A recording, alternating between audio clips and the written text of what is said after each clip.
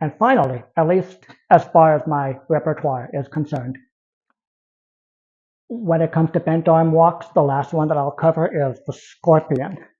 The difference between a scorpion and a turtle is not much, except that you don't have the hips supporting the elbows. The hips are below the elbows, with the option being to press the waist into the forearms as needed, or if you're strong enough, like some people are, and I have been at one point, you can actually separate the forearms from the torso, and you're holding this position with quite a bit of upper body and shoulder girdle strength. So pecs, deltoids, triceps, low back, glutes, a lot goes into this move. It's not just an upper body strength move. So the way we go about learning this can get complicated. I think I'll have to go into positioning for the scorpion as part of a video, or maybe a series of videos on planches, because it's basically a low planche versus the high planche or a normal planche. But what you're effectively doing is, for example, getting so good at close stance push-ups like this that you have the strength to, now see where my forearms are, they're back a little bit. If I go forward, I get into a much more compromised and unleveraged position. And it's very difficult to talk while holding that, as it's supposed to be, because it's a very difficult position to hold. But I can create or develop an exercise, a push-up variation, where I do a push-up to the bottom, so the chest is almost off the floor. It's just off the floor. And then I creep forwards a little bit, right? Which is very challenging for everything up here. And the more comfortable I get in that bottom position, the less weight needs to be distributed to my feet. The less weight is distributed to my feet, the more easily I can lift them off the floor, or at least one of them at a time. So let's try.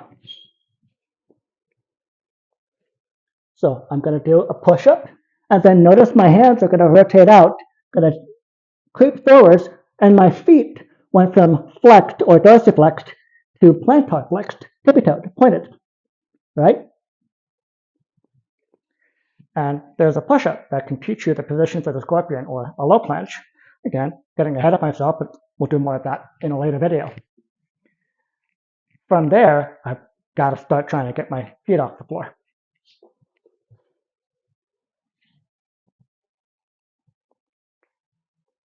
How about knees down? There's another one. And what I could do is make a little exercise here and lift, lift. And then what about 1, 2? Ouch.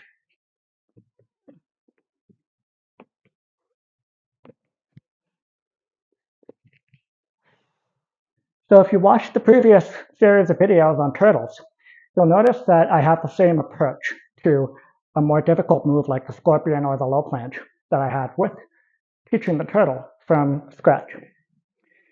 It's extremely gradual. I'm not doing that well, but but just the smallest of baby steps upwards and forwards to get where you want to go, rather than just taking a big jump trying to do the thing, realizing how hard it is, failing, giving up, never doing it again. So I take very tiny steps to get there. And in this case, what I'm doing is gradually transitioning the proportion of my body weight that is distributed between my hands and my feet, just like I did with teaching the turtle and the baby phase, but now in a new position, a more challenging position.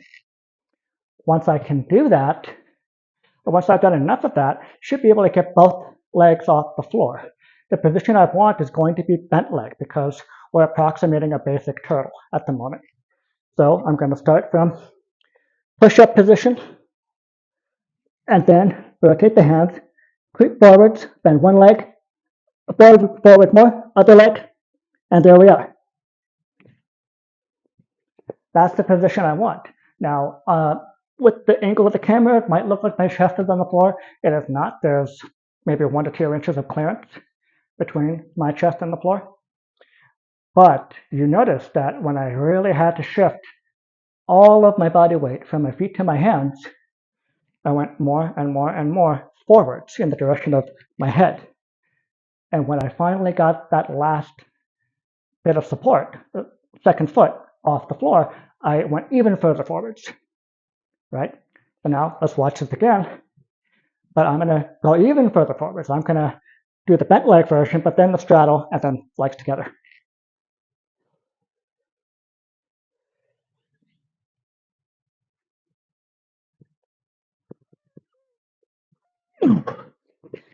Did you notice that? A little more, a little more, a little more.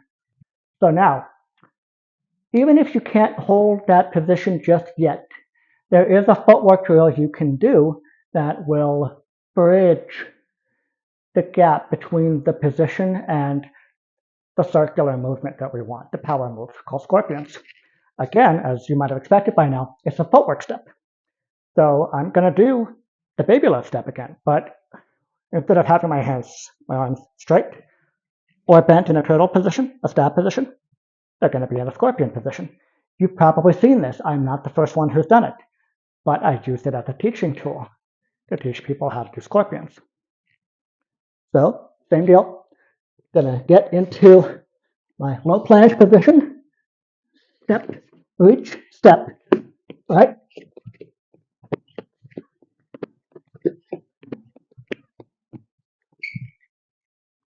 Probably seen that before, but now there's a new reason for doing it, besides a variation of the baby left step. So let's do the same transition we did with the turtle, but now with the scorpion.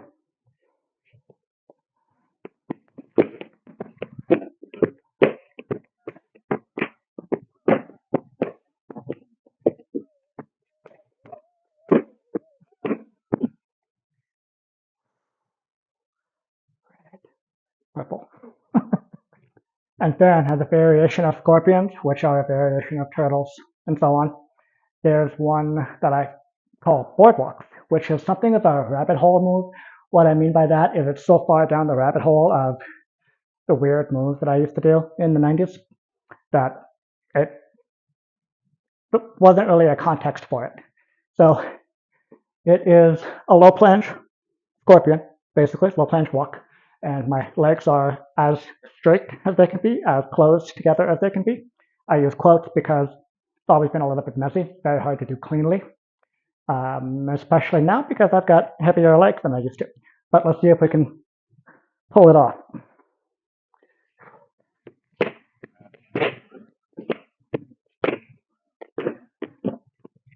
Oh, not bad for, I don't know how many years it's been since I've done that.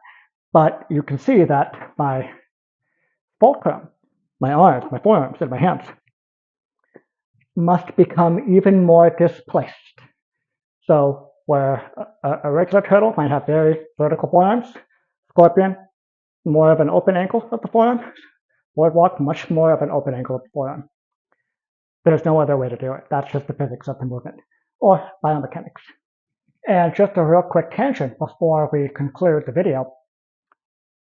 With scorpions, boardwalks, and similar things, you can do many of the same directional variations that we did with turtles, and maybe more. So, for example, I can do a scorpion crawl in different linear directions. So we'll go forward, backward, and sideways, for example.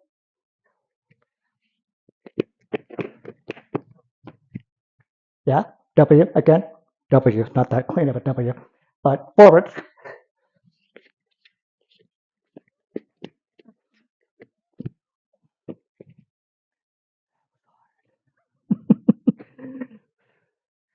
Okay, and then last one.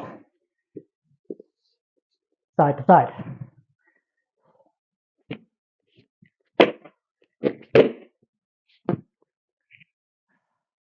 Here's another one that my buddy Lazy Legs calls the typewriter.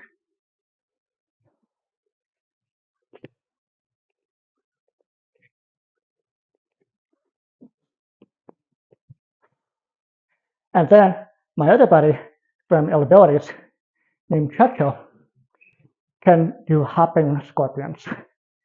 And he does them very well because he's very strong and has very small legs. I was able to do hopping scorpions in the 90s. I don't think I can do them now. Same concept as hopping turtles. Two hands at the same time. Let's find out.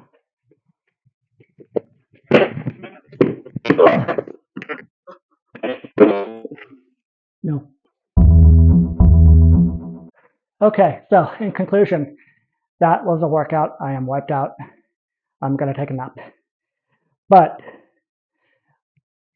did you like any of these movements? Did you see any potential in them? Did you think that you could try some of them or adapt some of them to your own body and your own repertoire of movements? I'd be very curious to see what people come up with. I'd be curious to see if people can do all of these, because by now maybe somebody can and I'm just not aware of them. But long story short, one of the reasons I'm making this video is because I want to elevate the status of walks, this umbrella term for all of these movements on the hands, back up to where it was in the 90s, because it was at quite a pinnacle, the pinnacle of its development. And people since then have not really kept it up there, their skill of walks, in favor of perhaps easier movements that have a quicker payoff, maybe look a little flashier and are a little easier to do. These are very challenging movements, and there's a lot of potential for creativity in them. I hope that you will, any of you, some of you, will get some enjoyment out of trying these and developing them in your own directions and turning them into something that I might not have imagined, and then bringing the level of walks back up to where it was and then beyond, because honestly, it's never gotten any higher than where it was in the late 90s. And that's a shame. So we'll see what we can do to change that. But if you liked any of these, you want to try any of these, maybe you can already do some of them or all of them, please let me know in the comments. I'd love to hear. And I will continue to make more and more videos like this. And if you liked it, yeah, please let me know. Thank you. Peace.